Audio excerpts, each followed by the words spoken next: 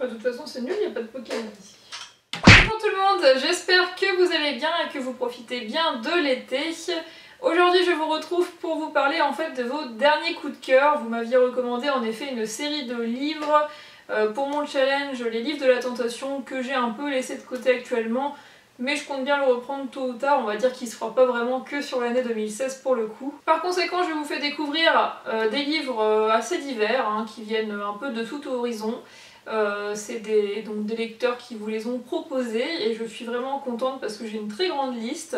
Donc là, avec cette vidéo là, ça fera environ 30 livres puisque je fais environ 15 livres par vidéo. Et on commence tout de suite. Tout d'abord, Le Secret des Glaces avec la couverture que j'ai souvent vue en magasin, mais je ne me suis jamais attardée sur le résumé. Alors il est question d'une histoire qui nous emmène un peu aux quatre coins du globe, avec plein d'aventures. Il y a deux époques, 1937 et de nos jours, et deux lieux, la Sibérie et San Francisco. Dans le passé, en 1937, on trouve en fait une infirmière qui est au camp de prisonniers et qui va échafauder un plan pour essayer de s'échapper et aller dans une grotte qui contient un secret. C'est assez mystérieux comme ça. Et de nos jours, vous avez une jeune fille qui a échappé de peu à un meurtre et qui reçoit des instructions de sa grand-mère à propos d'un hôtel. Assez mystérieux aussi, ça fait un petit peu glauque en même temps, je sais pas, les hôtels, parce que c'est un hôtel d'ossement. Et la grotte, bon, il y a peut-être un Yeti dedans, je sais pas, en tout cas j'ai pas forcément envie de le lire dit comme ça. Les avis sont plutôt bons, il y a environ 15 sur Livre Addict pour 90 votes. Après c'est pas excellent non plus. Comment on prononce ce truc Duald. Duald. Non. Dualed. Comme les ampoules LED. Ensuite, je vous parle de ce livre paru aux éditions Lumen, donc forcément j'en ai déjà entendu parler, puisque les éditions Lumen et moi, c'est une grande histoire d'amour. La phrase d'accroche est claire. Toi ou ton double, un seul pourra survivre. Avant d'atteindre ses 20 ans, chaque citoyen doit tuer son alter ego élevé dans une autre famille. Pour cela, il faut avant tout le trouver. Et l'héroïne, à un moment, va se remettre en question et va douter. Est-elle vraiment la meilleure version d'elle-même? Ensuite, je vous présente La Princietta et le Capitaine, qui est un livre écrit par Anne-Laure Bondou, qui a aussi écrit par exemple Tant que nous sommes vivants. Je n'ai jamais entendu parler de ce livre, il semble assez sympa, même si la trame a l'air assez classique aussi.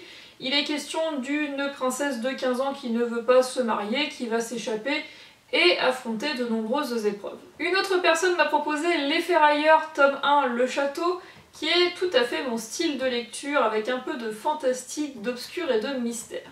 Un château dressé sur un tas d'objets trouvés abrite une famille depuis plusieurs générations. Chaque membre de cette famille se voit confier un objet dont il doit prendre soin toute sa vie.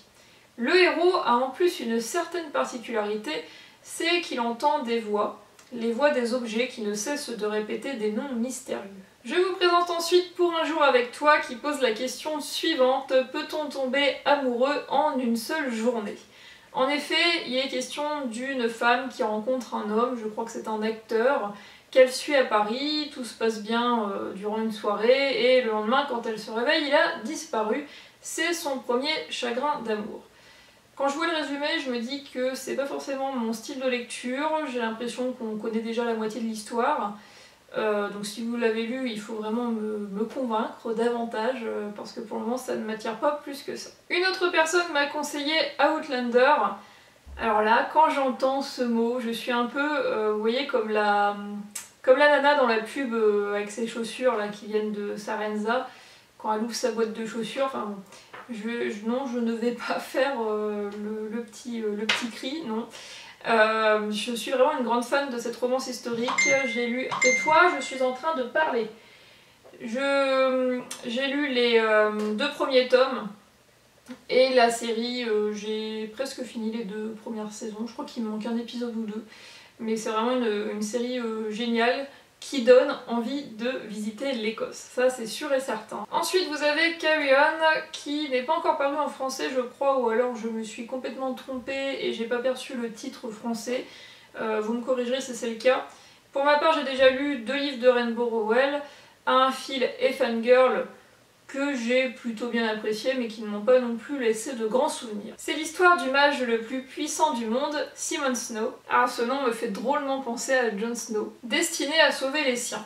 On parlait déjà de Simon Snow dans Fangirl, donc pourquoi pas pour ceux qui ont déjà lu ce livre-là, ou alors c'était dans l'autre sens, ça a déjà paru, enfin j'en sais rien, en fait je suis pas une grande fan de cet univers-là, donc voilà, c'était déjà des fanfictions dans Fangirl, ça me plaît pas plus que ça, donc bah si vous aimez, voilà, vous pouvez vous diriger vers ça, moi non. Est venu le tour du parfum, c'est un best-seller dont vous avez sans doute déjà entendu parler, mais je ne l'ai toujours pas lu, il va falloir que je m'y mette quand même, même si le résumé m'attire moyennement, c'est l'histoire d'un homme qui apparemment maîtrise les odeurs et ce serait donc un thriller. Ce qu'ils n'ont pas pu nous prendre est un roman dont on a beaucoup entendu parler. Ça se déroule durant la guerre en 1941 avec la police soviétique qui va enlever une famille et qui va en fait l'emmener en Sibérie. Malgré la mort, la faim, la maladie et tout le contexte assez affreux, cette famille-là va tenir bon. Donc ça a l'air d'être plutôt une belle histoire.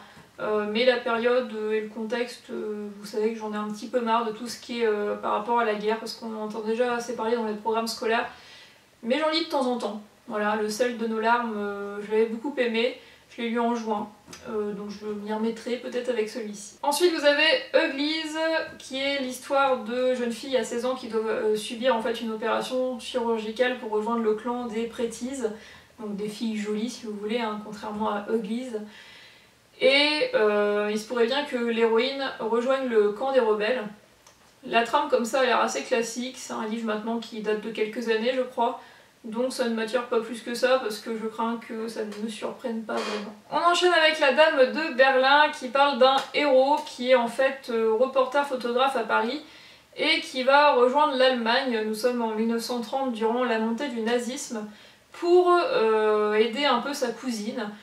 Dont il a toujours été amoureux et qui est en fait une étoile montante au cinéma. Et bien entendu, pour continuer dans le contexte de guerre, vous avez aussi Une voleuse de livres qui est un roman que j'ai demandé très longtemps, que j'ai mis très longtemps à voir et depuis que je ne l'ai toujours pas lu, voilà. Ici il est question d'une fillette orpheline qui a déjà échappé 3 fois à la mort et on se demande quel est son secret. Évidemment avec le titre c'est relativement facile je pense et j'ai pas forcément envie d'en savoir beaucoup plus. J'ai aussi noté un de vos conseils, Résiste, qui est l'histoire d'une femme qui porte donc un regard sur le handicap et je pense que ça peut être un thème intéressant que j'aimerais découvrir et peut-être faire découvrir aussi à mes élèves. Puis nous avons aussi Si loin de toi qui est paru chez la collection R, c'est un livre assez récent dont on avait beaucoup entendu parler.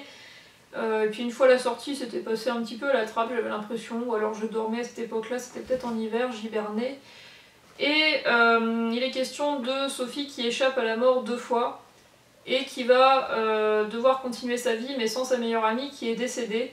Tout le monde pense que c'est encore dû à un deal de drogue qui a mal fonctionné et en fait c'est pas ça, selon l'héroïne. Mais du coup elle va devoir se débrouiller toute seule pour chercher le meurtrier. Et on termine avec Baignée de tomates vertes, qui est un livre que j'ai déjà lu et malheureusement je suis l'une des seules au monde à ne pas l'avoir apprécié. Il y a d'excellents avis, ça a l'air d'être un joli roman avec plein de tranches de vie, de souvenirs, puisqu'il est question d'une femme en maison de retraite qui va parler de sa ville et de ses habitants. Donc il y a beaucoup d'émotions, je crois même qu'il y a un film. Voilà, moi j'ai pas apprécié globalement à cause de la construction narrative qui m'a un peu perdue et puis c'était peut-être pas non plus le livre que je cherchais à ce moment-là. Bon, j'ai pas cherché beaucoup plus loin, j'ai eu du mal à rédiger la chronique d'ailleurs, elle est sur le blog si vous voulez, mais voilà, j'avais pas beaucoup d'arguments mais j'ai pas spécialement accroché, donc quand c'est comme ça, bon bah tant pis. Hein. Et puis j'ai pas beaucoup de regrets parce que bon, des beignets de tomates vertes, moi ça me dit moyennement, ça doit pas être très bon, ou alors faudra me donner la recette. Ce sera tout donc pour ces parutions, n'hésitez pas à mettre un petit like si vous voulez que je continue ce thème de vidéo qui me semble assez sympa pour agrandir sa wishlist comme d'habitude. Oui, en plus des vidéos booklist, je fais ça aussi maintenant de façon un peu plus régulière. Je sais, j'abuse, mais c'est pour votre bien. Et donc je vous souhaite donc de très bonnes lectures. Je vous retrouve très bientôt, je suis actuellement en train de faire le French Readathon, qui est en fait une semaine consacrée à la lecture de livres mais en mode hardcore quoi. Donc j'ai commencé Dysfonctionnel. Là je lis une ombre japonaise qui est en fait un genre de suite à l'opéra de Puccini, Madame Butterfly. Et après j'aimerais bien lire Aristote et Dante, même si ça me fait un peu peur. C'est tellement de monde l'a aimé que voilà. Enfin bon, je vous en redonnerai des nouvelles très prochainement dans tous les cas. Donc à très bientôt et gros bisous. Abrite une famille sur plusieurs... Oh, mais c'est pas possible quoi. Une autre personne m'a conseillé les ferrailleurs. Vas-y, articule. Elle va en fait se demander si elle est ou non la Ah, c'est pas possible. Hein. C'est à cause de toi, Lali, t'es en train de boire un coup pendant que je parle. Comment veux-tu que je fasse? La Sibérie, s'il te plaît, essaye d'articuler. On va y arriver, hein. Sale poivre. Un jour, je vais te mettre de la biline, tu vas voir. Ça va zigzaguer, ça va se marrer.